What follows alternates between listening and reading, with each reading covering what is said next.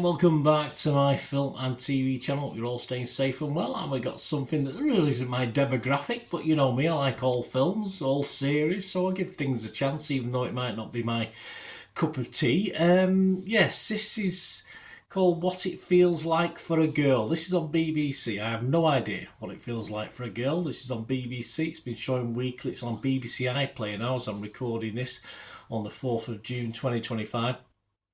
And it's, of course, based on the novel Paris Lee's coming-of-age memoir of the same title, adapted by herself for BBC Three. So, yes, I'll have a quick comment on that later on as we go through this.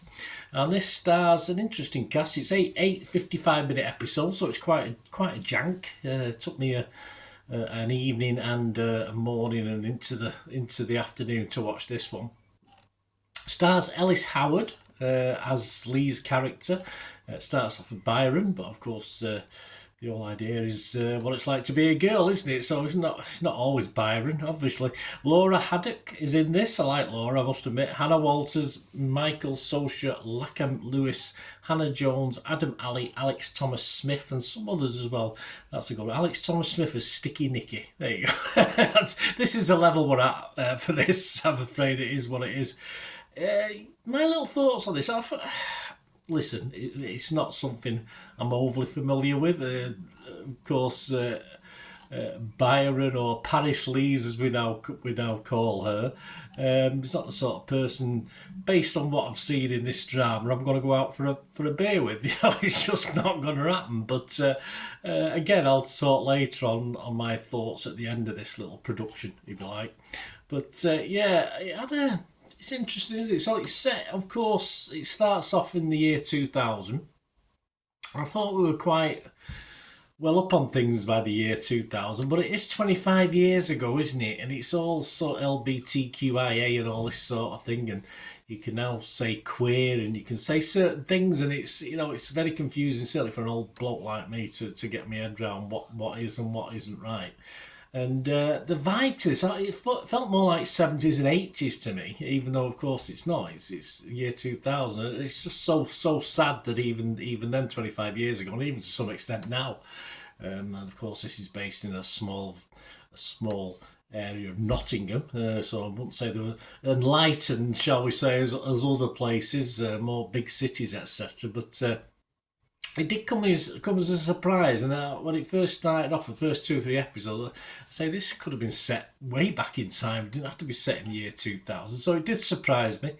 As a story, 3 episodes in, I thought, how the hell are they going to get 8 episodes out of this? Because it was getting a bit samey for me, getting a bit formulaic.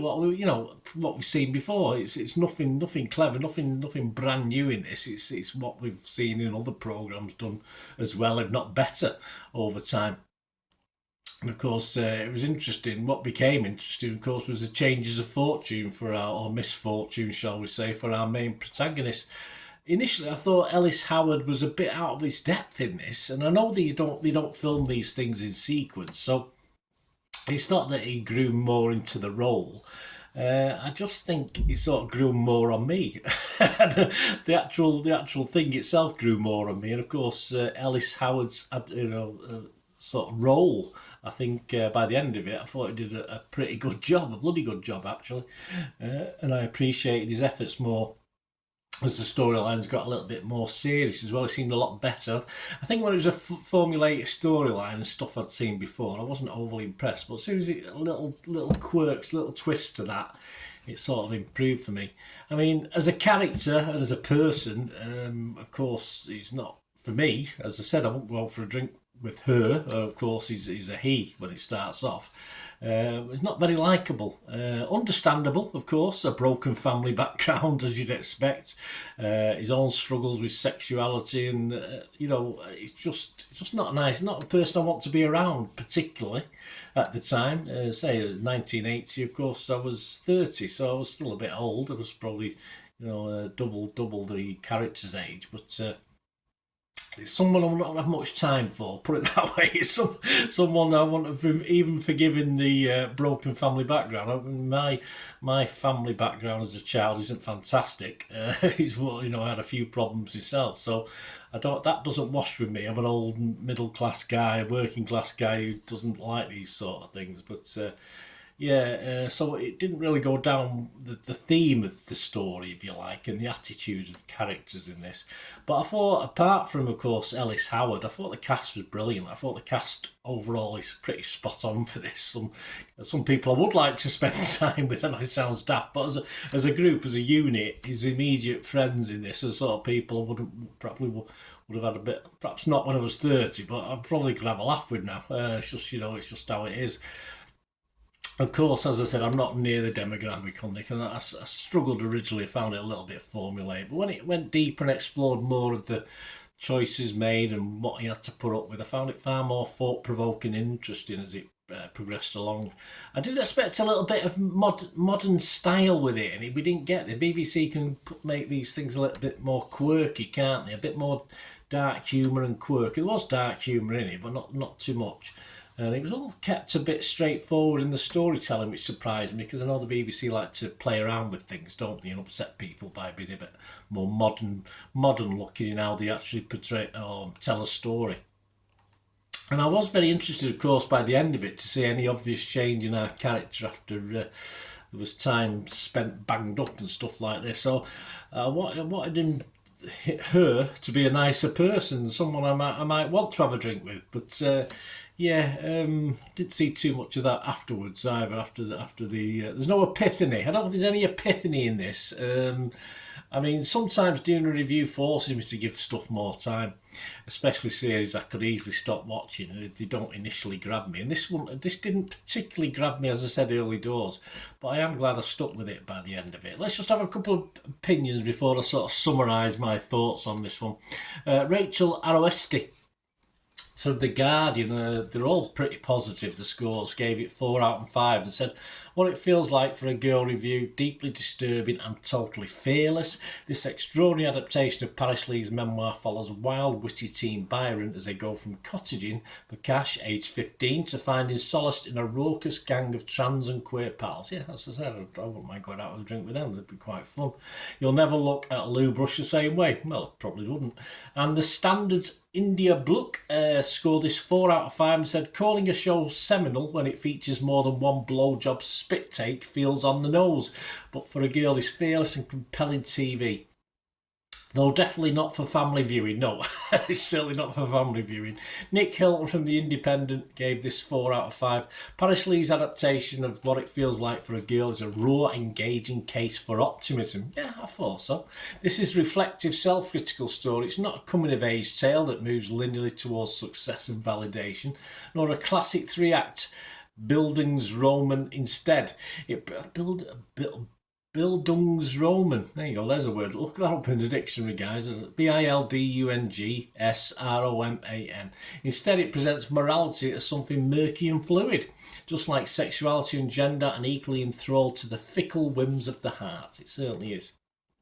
Let's face it, Leeds is going to write a book. You're going to write, I don't care who you are, if you're going to write about yourself, you are going to be kind.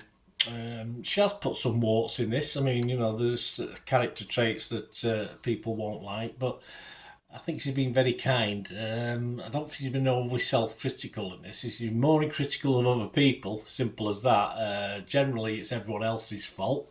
I get that vibe from it, which generally, yes, sometimes it is, but not always. Not always Miss Lees or Mrs. Lees, whichever we've got at the moment. And she's allowed to do that. It's her story. She can do what the hell she wants. And of course, she's did the TV adaptation. So you've got a good mind to think that she's probably done it fairly to herself as well. But what I'd really like, of course, this is 2000 when she was 15. So, she's almost 40 now. So I'd love to know how things have progressed since then. I mean, I've seen the pictures of the lady with the book, etc., stuff like that. But as I say, I think this is kind. I think it could have been done a bit gritty and a bit more honest. But hey, it's her story. She'll tell it how she wants, as we all would. We'd all love to. We'd all probably do it. We do with our own life stories. Come up with through rose-tinted glasses sometimes, won't we? But I liked it. I liked this. As I said, I would have probably stopped watching it after a couple of episodes if I hadn't been doing a proper review on it. I think, is it worth reviewing? And so I kept on it, and I really didn't enjoy it. Score-wise, Internet Movie Database, it's getting an 8.5. That's only 56 reviews though, so there's not a vast amount. But I mean, yeah, it deserves, I can probably see it getting an 8, no problem, average on Internet Movie Database.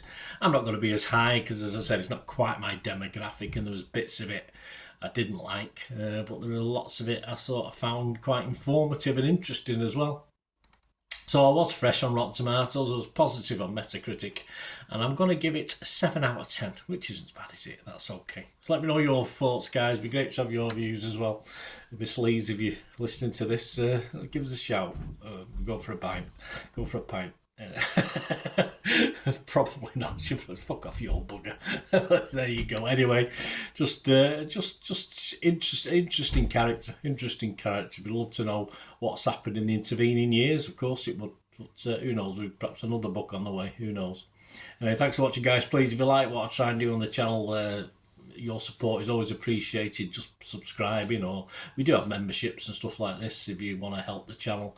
So all I ever ask is just keep watching for another 45 seconds, a minute, and if you want to help support me, you can find out how. So thanks again. Ways to help me out, guys. If you watch the ads, if the ads on this YouTube ads, that helps in a very little way, but it all helps. It all, watch the pennies, the pounds look after themselves, they say, don't they? Or the pennies or the 10p's look after themselves. But if you watch the ads or follow the links on the ads as well, that's always a nice way to support the channel. If you sort of hang on for it, I've done that. I watched other people's and followed the ads, just something I fancied, which does happen from time to time. Of course, you can support me by pushing that subscribe button as mentioned earlier, and that's of course pressing the button so you know when these vlogs are coming out. And of course, I'm always interested in your opinions, and of course, if you can give us a like, that'd be wonderful as well. So thanks for watching, guys. Hopefully I'll join you very, very soon with something else. Until we meet again, I'll never ask one thing, don't I? Please stay safe, everyone. Bye for now.